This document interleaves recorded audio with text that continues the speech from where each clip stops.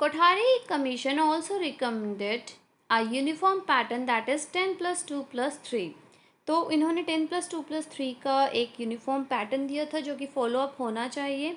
After that उन्होंने ये recommend किया था कि रिसर्च होनी चाहिए करिकुलम के अंदर, कि हमें कहीं ना कहीं अपने जो रिसर्च वर्क है उसको अपग्रेड करना चाहिए। एक्सपेरिमेंटल करिकुलम की स्कूल को जो है इतना फ्रीडम देना चाहिए कि वो अपने बच्चों के नीड के हिसाब से या फिर जो फैसिलिटीज़ उनके पास अवेलेबल है उसके हिसाब से थोड़ा बहुत करिकुलम को मोल्ड कर सके according to the need of the student.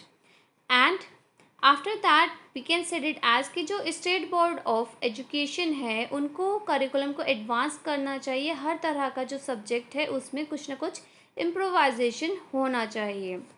After that, if we will talk about the work experience, so the commission wants that work experience should be made an integral part of the education at all the stages of education। तो हमें हर education के period पर कुछ ना कुछ work experience जो है वो बच्चों को देना चाहिए।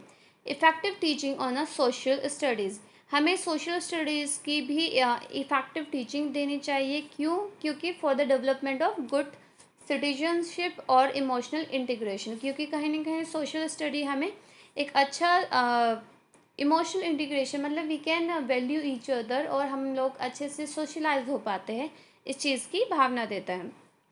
And if we will talk about the language, तो लैंग्वेज जो है for a non Hindi speaking, तो नॉन हिंदी स्पीकिंग के लिए study of a 3 languages there.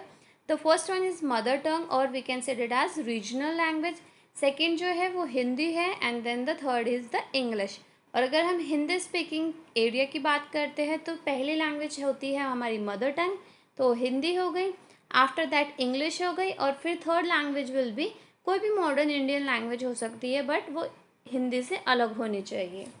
After that we can said it as कि जो हमारा टेक्स्ट बुक है तो उसका जो डेवलपमेंट है या उसका जो क्वालिटी है वो इम्प्रूव होना चाहिए। क्योंकि हम लोगों ने एक्चुअल में प्रैक्टिकलिटी में देखा है कि जो 10 साल पहले हमारी एनसीईआरटी थी आज भी वही है, बट कोठारी कमीशन को चाहिए था, उन्होंने ये रिकमेंडेड किया था कि जो टेक्स्ट बुक है हर सब्जेक्ट की वो लिखनी चाहिए किसी भी क्वालिफाइड या फिर जो कॉम्पिटेंट सब्जेक्ट स्पेशलिस्ट होते हैं उनके द्वारा लिखवाना चाहिए। और जो क्वालिटी है प्रिंटिंग का, इलस्ट्रेशंस का या फिर जनरल स्टैम्प वगैरह का वो भी एक अच्छे लेवल पे होना चाहिए। तो we can said it as कि अपॉइंट करना चाहिए बेस्ट टैलेंट, जो कि प्रोडक्शन ऑफ टेक्स्ट बुक के लिए हमें जो भी हमारा बेस्ट टैलेंट है हमारे कंट्री में हमको उनको अपॉइंट करना चाहिए।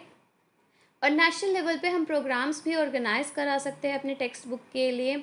आफ्टर दैट हमें जो पब्लिक सेक्टर होता है उसके लिए भी ये ध्यान रखना चाहिए कि कॉन्टीन्यूस रिवीजन हो हमारी टेक्स्ट बुक का, क्योंकि ये मतलब अप टू डेट रहे। ऐसा नहीं है कि जो 10 साल पहले थी आज भी वही है, क्योंकि हमारे साइंस में या फिर हमारे आसपास इतना इजाफा हुआ है, इतना ज़्यादा इम्प्रूवमेंट हुआ है, तो हम अपनी टेक्स्ट बुक में वो सब चीज़ें इन्वॉल्व क्यों नहीं करें। अगर हम बोलते हैं तो आज भी पापा है ऑफिस जाते हैं, मम्मी ऑफिस नहीं जाती, ऐसा क्यों है? क्योंकि हम लोगों ने ये चेंज किया ही नहीं। जो परसेप्शन हमारा जेंडर बायसनेस का था वो आज भी है, क्योंकि बच्चे उनको पढ़ रहे हैं। एंड जो बुक्स बनाने वाले हैं वो लोग एक्चुअल में इस चीज़ को ध्यान ही नहीं दे रहे हैं कि उन लोगों ने आज भी कोई चेंजेस नहीं किया। बच्चे आज भी वही सीख रहे हैं जो 10 साल पहले सीख रहे थे। और बच्चों के पास जो है वो चॉइसेस ऑफ बुक्स होने चाहिए, उनके पास कम से कम हर सब्जेक्ट के लिए 3 to 4 बुक्स होने चाहिए, ताकि वो ये चीज़ पता कर सके कि एक्चुअल में क्या चीज़ उनके लिए ठीक है, उन्हें क्या चीज़ कहाँ से समझ में आ रही है। क्योंकि जब वो एक ही बुक से उनको करना होता है तो हो सकता है हर किसी का मेंटल कैपेसिटी अलग होती है, तो कोई चीज़ किसी को समझ में आती है किसी को नहीं समझ में आती, हर बुक की लैंग्वेज अलग होती है। तो बच्चों के पास इतना फ्रीडम होना चाहिए कि उन्हें जिसमें से पढ़ना है वो उनमें से पढ़ सकते हैं। आफ्टर दैट जो बुक्स है वो एज अ अर्निंग प्रॉफिट के लिए नहीं बनाने चाहिए कि उन्हें प्रॉफिट गेन करना है, बल्कि for the best of a student, की बच्चों के भलाई के लिए करना चाहिए। आफ्टर दैट एग्जामिनेशन सिस्टम में भी इम्प्रूव कर सकते हैं। लाइक हम अलग अलग अप्रोचेस जो है वो यूज़ कर सकते हैं इवैल्यूएशन के लिए। जैसे कि पहले सिर्फ रिटन एग्जामिनेशन होता था, तो यस हम रिटन एग्जामिनेशन भी कंडक्ट करा सकते हैं, हम ऑब्जर्वेशन टेक्निक्स करा सकते हैं। हो सकता है जो हम डेली बेसिस पर हम बच्चों को ऑब्जर्व कर सकते हैं। आफ्टर दैट हम ओरल टेस्ट ले सकते हैं on the daily basis, practical examination करा सकते हैं ये देखने के लिए कि वो प्रैक्टिकली कोई काम कर पा रहा है या नहीं कर पा रहा। After that technical improvement in the question paper and evaluation.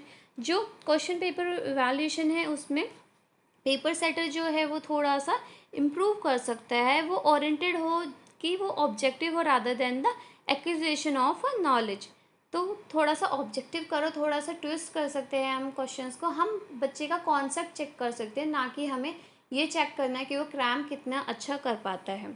और बच्चे को जो है फाइनल एग्जामिनेशन जो है, जो बच्चा है जो फाइनल एग्ज़ाम दे रहा है वो जो स्कूल लेवल का है उसको इस लायक मानना चाहिए, उसे इक्विवेलेंट मानना चाहिए कि जैसे कि स्टेट बोर्ड ऑफ एग्जामिनेशन होता है। इंटरनल असेसमेंट होना चाहिए, फॉर्मल असेसमेंट होना चाहिए, फॉर्मेटिव असेसमेंट होना चाहिए, और बच्चों के भलाई के लिए बेसिकली वर्क करना चाहिए। After that improvement in the method of teaching. जो टीचर्स होते हैं वो अपने मैथड ऑफ टीचिंग को इम्प्रूव कर सकते हैं, वो अलग अलग मैथड्स यूज़ कर सकते हैं। जैसे कि बहुत ज़्यादा जो टीचर्स होते हैं वो बहुत ही ट्रेडिशनल वे से ही पढ़ाते रहते हैं, तो वो बहुत सारी एक्टिविटीज़ को इन्वॉल्व कर सकते हैं, अपने वे ऑफ टीचिंग को चेंज कर सकते हैं according to the need, according to the area, according to the age जो बच्चे की है वो उसके अकॉर्डिंग अपने आप को चेंज कर सकते हैं। तो it should not be static. जो मेथड ऑफ टीचिंग है या फिर जो हमारा करिकुलम है वो स्टैटिक नहीं होना चाहिए, it should be a dynamic. It keeps on changing with respect to a time. तो टाइम के साथ जो है वो चेंज होता रहना चाहिए, देन ओनली वो बेनिफिशियल होगा। तो we can said it as कि इम्प्रूवमेंट होना चाहिए। टीचिंग एड का हम यूज़ कर सकते हैं, हम अपने टीचिंग एड को इम्प्रूव कर सकते हैं, वर्कशॉप कंडक्ट कर सकते हैं ताकि बच्चों को जो है वो वर्क एक्सपीरियंस मिले। और गाइडेंस एंड काउंसलिंग जो है सेकेंडरी लेवल पे जो है गाइडेंस की बहुत ज़्यादा ज़रूरत पड़ती है, क्योंकि बच्चा सोचता है कि क्या ऑप्ट करे क्या चीज़ ना करे, तो उस टाइम पे हमें गाइडेंस भी प्रोवाइड करनी चाहिए।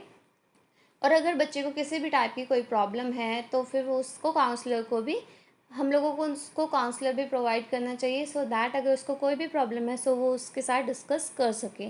देन सुपरविजन और द इंस्पेक्शन। तो स्टेट एजुकेशन डिपार्टमेंट जो है वो लोगों को जो जितना भी एजुकेशनल मैटर है उन सब से डील करना चाहिए, और उनको ये देखना चाहिए कि उन्हीं लोगों को बेसिकली इंस्पेक्शन करना चाहिए।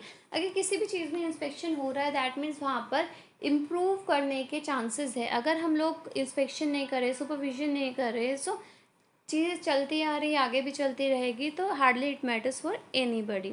और जो टीचर्स होते हैं, बिकॉज अगर वो अपने पार्ट पर अच्छा कर रहे हैं तो उनके जो पे स्केल है उन उसके अंदर भी अपग्रेड करना चाहिए, उनको एक अच्छा फैसिलिटीज़ देना चाहिए, उनको रिक्रूटमेंट जो है वो हायर क्वालिटी होने चाहिए ऑफिसर्स की।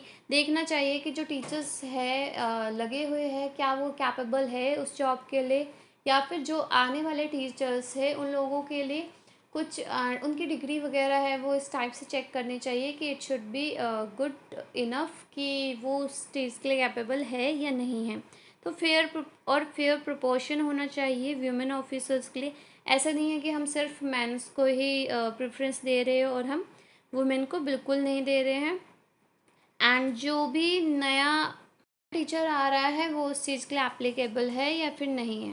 रूरल जो स्टूडेंट्स है, रूरल एरिया के जो स्टूडेंट है उनको भी एजुकेशन प्रोवाइड करनी चाहिए। जो गर्ल्स हैं उनके लिए होम साइंस भी रखनी चाहिए, सो दैट वो लोग अपने जनरल एजुकेशन को कंबाइन कर सके इस एजुकेशन के लिए, और अपनी ही लाइफ में उस चीज़ को, बिकॉज हर किसी को करना होता है, तो वो उस चीज़ को they can construct there on knowledge.